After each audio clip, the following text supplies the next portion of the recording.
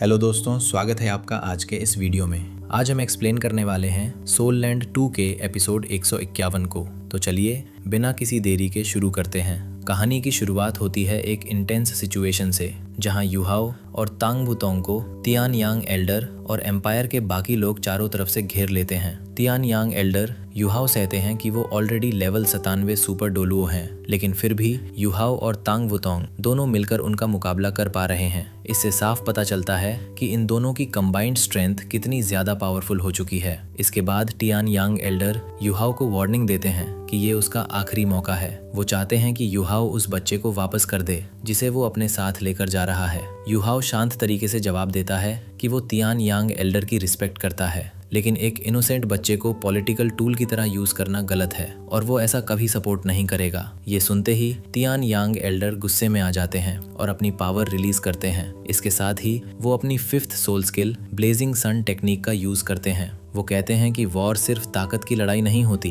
बल्कि ये गुड और ईवल के बीच की लड़ाई भी होती है, और अगर एम्पायर को बचाने के लिए उन्हें बदनाम भी होना पड़े तो वो इसके लिए भी तैयार हैं। लेकिन युहाओ यहाँ भी पीछे नहीं हटता। वो अपनी आइस पावर का इस्तेमाल करता है और उस अटैक को रोक देता है। उसी समय तांग वुतोंग भी अपने ड्रैगन बेस्ड अटैक से हमला करती है। अब दोनों मिलकर तियान यांग एल्डर पर लगातार प्रेशर बनाना शुरू कर देते हैं। फाइट के दौरान युहाओ बार बार समझाने की कोशिश करता है कि अगर वो बच्चे को सन एंड मून एम्पायर को वापस कर देंगे तो इससे उनका नुकसान नहीं होगा, बल्कि इससे शू तियानरान और जू जी के बीच कॉन्फ्लिक्ट क्रिएट हो सकता है जो उनके लिए फायदेमंद होगा। जैसे जैसे फाइट आगे बढ़ती है, युहाओ और तांग वुतोंग अपनी कंबाइंड सोल फ्यूजन टेक्निक का इस्तेमाल करते हैं। इससे उनकी पावर और भी ज्यादा बढ़ जाती है। ये अटैक इतना पावरफुल होता है कि तियान यांग एल्डर भी हैरान रह जाते हैं कि इतनी कम उम्र में ये दोनों इतने स्ट्रॉन्ग कैसे हो सकते हैं। और तभी यहाँ एक अनएक्सपेक्टेड चीज होती है। तियान यांग एल्डर अचानक से रेजिस्टेंस देना बंद कर देते हैं और युहाओ व तांग वुतोंग के अटैक को एक्सेप्ट कर लेते हैं। इसका मतलब साफ है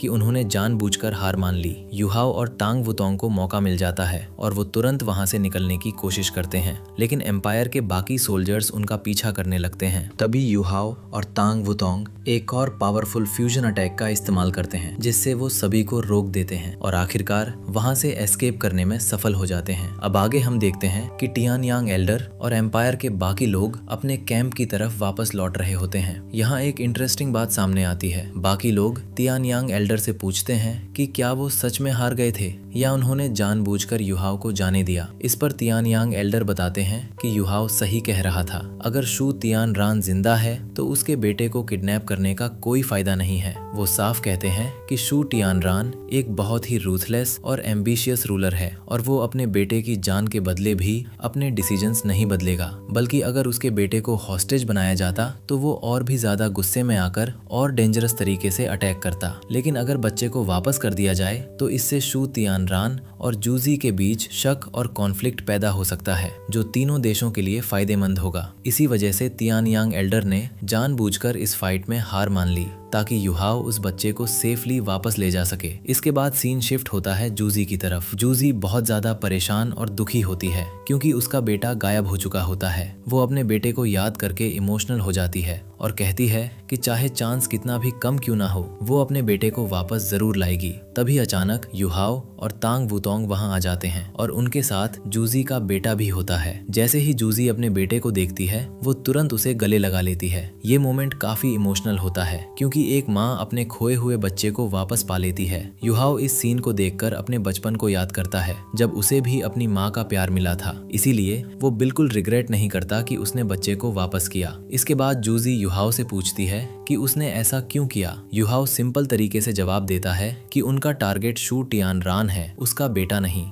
इसके बाद युहाओ और तांग वुतोंग वहां से चले जाते हैं। अब सीन वापस मिलिट्री कैंप में आता है, जहां युहाओ अपने पिता व्हाइट टाइगर ड्यूक से मिलता है। ड्यूक उसे देखकर गुस्सा हो जाते हैं और कहते हैं कि युहाओ ने जो किया वो बेट्रियल के बराबर है। लेकिन युहाओ कामली समझाता है कि बच्चे को हॉस्टेज बनाना बेकार है क्योंकि शू तियानरान उस बात की परवाह नहीं करेगा। वो कहता है कि शू तियानरान को रोकने का एक ही तरीका है और वो है उसे खत्म करना। आखिर में ड्यूक भी उसकी बात समझ जाते हैं और इस इशू को ज्यादा ज्यादा आगे नहीं बढ़ाते क्योंकि तियान यांग एल्डर भी इस बात को सीरियस नहीं मान रहे होते। इसके बाद युहाओ एक और इम्पोर्टेंट जानकारी देता है। वो बताता है कि सन एंड मून एम्पायर अपनी आर्मी को तैयार कर रहा है और बहुत जल्दी एक बड़ा अटैक होने वाला है। कम से कम आधे महीने या 1 महीने के अंदर वॉर शुरू हो सकता है। ये सुनकर सभी लोग टेंशन में आ जाते हैं क्योंकि उनकी स्थिति पहले से ही कमजोर है। हेवनली सोल एम्पायर लगभग खत्म होने की कगार पर है और अब असली लड़ाई स्टार लुओ और 2 लिंग एम्पायर को लड़नी है। लेकिन युहाओ यहाँ एक बहुत बड़ा एडवांटेज बताता है। वो कहता है कि सन एंड मून एम्पायर अपनी पूरी ताकत अटैक में लगा देगा, जिसका मतलब है कि उनके अपने टेरिटरी की डिफेंस कमजोर हो जाएगी। यानी सामने से वो बहुत स्ट्रांग हैं, लेकिन पीछे से वो काफी कमजोर हैं और यही उनकी सबसे बड़ी कमजोरी है। युहाओ एक सीक्रेट प्लान बताता है कि वो इस मौके का फायदा उठाकर पीछे से अटैक करेगा। हालांकि प्लान डिटेल में नहीं बताया जाता, लेकिन ड्यूक को ये आइडिया काफी पसंद आता है। वो युहाओ को सपोर्ट करने का फैसला करता है और कहता है कि वो मेन बैटलफील्ड संभालेगा ताकि युहाओ अपना हिडन मिशन पूरा कर सके। अब आगे युहाओ अपने छोटे भाई लुओ ली से मिलता है। लुओ ली बहुत एक्साइटेड होता है और युहाओ से कहता है कि उसने उसके बारे में बहुत कुछ सुना है और अब वो उसे पहले से भी ज्यादा एडमायर करता है। वो युहाओ को बताता है कि अब वो 5 रिंग सोल किंग बन चुका है और आगे और स्ट्रांग बनना चाहता है ताकि एक दिन वो युहाओ के साथ बैटलफील्ड में लड़ सके। युहाओ उसके इस डिटर्मिनेशन को देखकर खुश होता है और कहता है कि जब वो लेवल 70 तक पहुंच जाएगा तब वो खुद उसके लिए एक सूटेबल स्पिरिट रिंग ढूंढेगा। इसके बाद सीन शिफ्ट होता है युहाओ